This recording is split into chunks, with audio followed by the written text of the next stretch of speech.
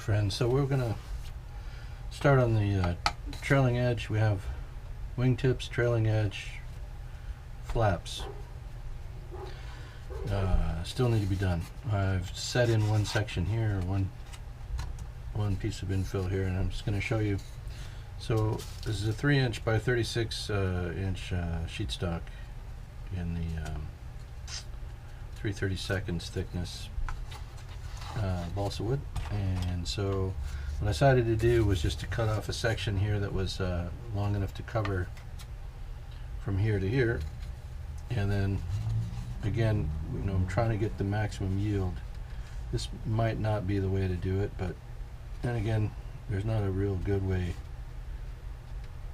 to do it when we've got these curves, especially they're inconsistent. This curve is not identical to that one, and yada yada. So what I'm doing here is just trying to cut a strip width that matches this opening all the way down. So from the inside of this rib to the inside of this rib. So we just line this up on this inside edge here, mark the inside edge there, drag the knife through a straight line, and then check to see that this strip, you want to carefully drag the knife through there. You want to hold the equal pressure down onto the wood underneath. You don't want it slipping or sliding around under the ruler.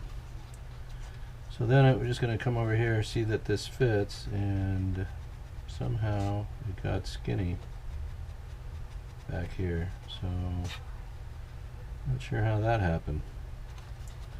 Well, when that happens, you have to, well, it'll fit here. Maybe. Let's see. Yeah. Alright, well then we'll just go over here. Sometimes it happens. You know, for whatever reason, you're marking them and it still somehow ends up being off just a smudge. So then you just want to find a place where it does fit and use it there. If it's too small. If it's too big, that's fine. You just cut it down to size. You just can't bigger your balsa pieces. You can smaller them, but you can't bigger them. Alright, so that's why we're going to just drop this in over here instead. So now we've matched the line here at the top, I think, well enough. Looks like we could have, no, that's good enough. So then we're going to mark the trailing edge, same way. Come down here. I like to cut these just a little bit long compared to the actual trailing edge, just to give us ourselves, to give me a little extra room, right? And then this will be the fall, this piece here, and we'll try and figure out if we can use that somewhere on the maybe on the flaps or somewhere else, so we're not wasting that much material. We want to keep waste to a minimum for obvious reasons. So this should line up pretty good. Let's see. Nope, that's trailing. Got it wrong. Forgot to look for my X. Alright, there we go. Which in the case of balsa wood does not mean running down to the local bar. That's a little joke. Alright, so X is here. We've got a feature that's going to kind of interfere with the piece here, and that's, I don't know if the camera can pick that up, but it's this small circle of birch ply that I use as a keeper to kind of aid in holding this section of piano wire nice and tight. So what I'll have to do is mark where that is and do a little filing here just to make it fit around that feature.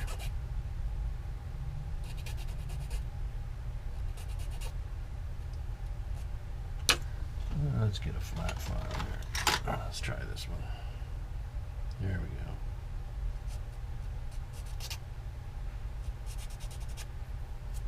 go. Alright. That should work. Let's see. Yeah, that gets us around it. Allows the part to fit.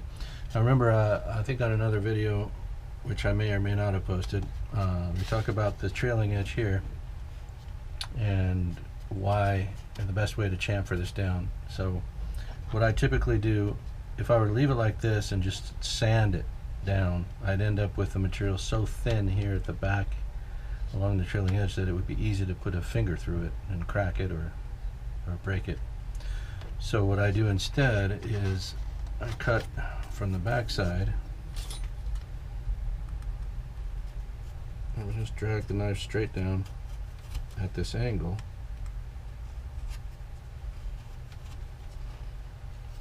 So we get a wedge shape back here, and that means I don't have to sand that material off from the top side. And in a minute I'll show you.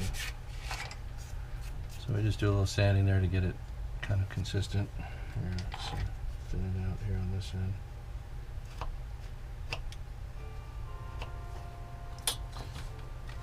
Sand it more evenly.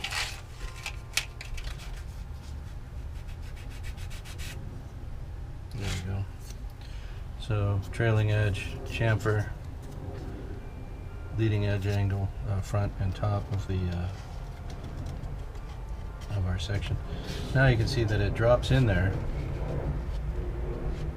and when I go to sand this, I'll be taking off far less material and leaving this ultimately much thicker than I would have if I had done it the other way, just left it flat and then sanded it down. It would have left me with almost no material here. So this is definitely the best way to go for that operation. So that's how I do the trailing edges. And you know, you get to see a couple of things. We're trying to get the best yield out of the sheet stock. We want to get the best fit that we can get in the opening, and we want to get it close and snug down to the trailing edge without losing a ton of material there in the sanding process. Right. So this time I'm just going to put a little bit of a radius on this with my fingers. You don't always need to use the wood dowel. Something like this you can, especially when it's just a very slight radius that you need to have on these, in this case here. So push that up against the stringer and then down into the opening without going too deep, and then at the end we just want to press it real flat close down onto the trailing edge, and that should give us a good shape on our infill for that opening. I might want to come up just a little bit here. There we go. Let's just let it cure there instead of all the way down. Now I see there's a little gap there, so I'm just going to run a little bit of the gap filling super glue into that gap, and that should take care of that. This is flexing here. I don't want that either. So let's shoot some down in there. Alright. Let's press that over just a little bit. There we go. That'll hold it. Alright. So that we saw an adjustment made there to keep the piece. Rather than have to start over or cut it down or any of that stuff, we just find another opening for it that works, and there it was. So let's try this again. So I'm a little surprised that that didn't work. Why that ended up skinny, I don't know. Let's do one more, and then I can switch off the camera. I'll get this thing infilled when we get to the sanding phase. All right, there's that one. And that one.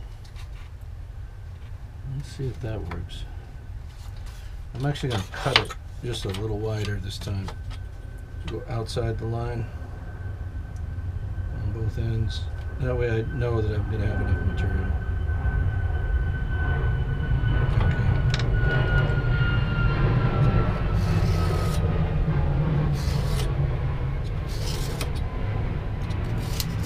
So you're not trying to make it all in one cut. Like you see, I dragged the knife through there 5 or 6 times to make the cut.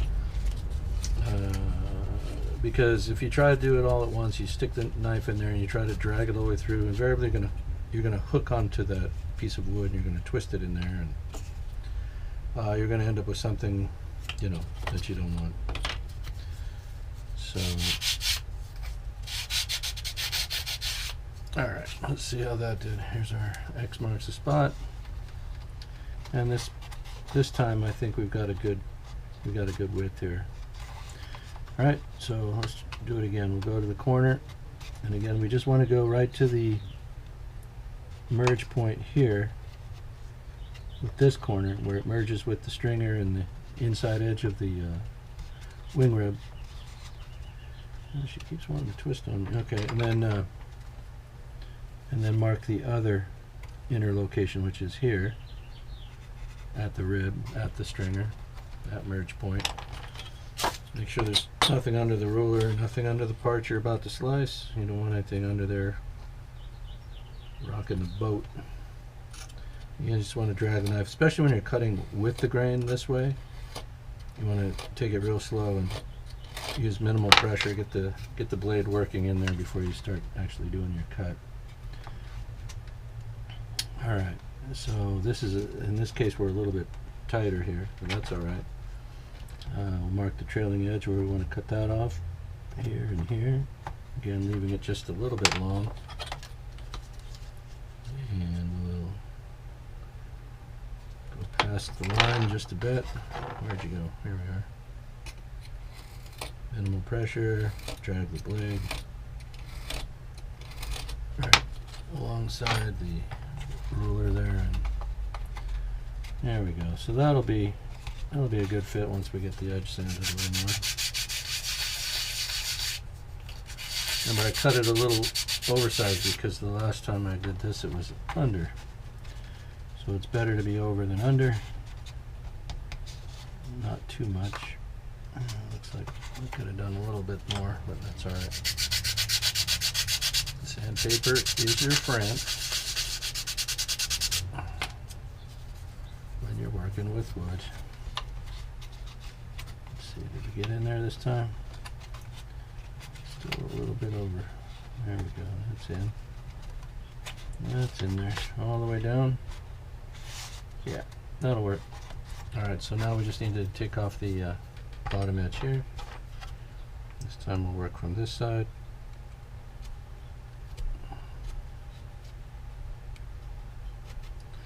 This cut is a little tricky, trying to make sure you get this even and square and straight. You don't cut through the part somewhere in the middle. You don't want to go too deep. You want to let the sandpaper do the work.